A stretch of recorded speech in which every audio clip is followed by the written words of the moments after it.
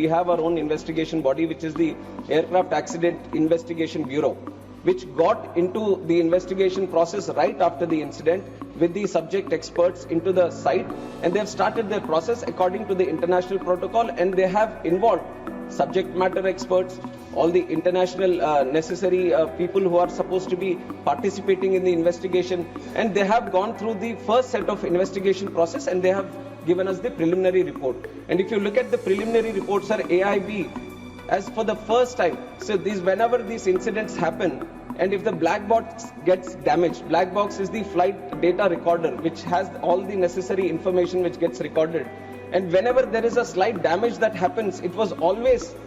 it came to that point, sir, where we were sending the black box outside to the original equipment manufacturer and getting it decoded from that state of manufacture only. And it was for the first time that as a country, India took a stand that the black box which was achieved, even if it was further future action on, it can be the Boeing 787 or the series or the fuel switches and many things which have come under question, or the avionics which you have also mentioned in your question, to have a definitive answer and a definitive future correction measures, we have to look at the final report, sir. And I can say this to the House and through you to the people of this country also, that the AAIB has a very definitive, thorough, rule-based process. They are very transparently looking into the process right now, and they are totally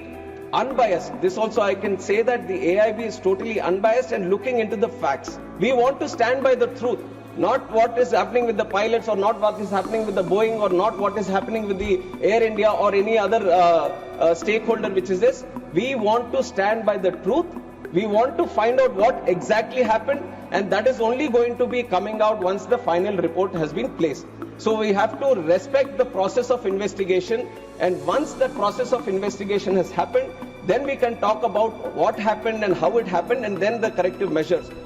Every time any incident happens in any country, then the same process is followed, where the investigation body gets into the process of investigation, and once the thorough investigation is done and the final report is placed, only then the corrective measures to all these countries and all these airline operators and all the regulators is sent so that the corrective action is being done. And this has happened in the previous incidences also. Wherever there was any incident happened, whenever there was a mandatory suggestive correction measures that were supposed to be done through the international protocol, it is mandatory for every state regulator to follow these and every airline operator to follow these. And we have thoroughly, without any negligence, we have thoroughly followed all the corrective and suggestive measures from the ICAO international protocol.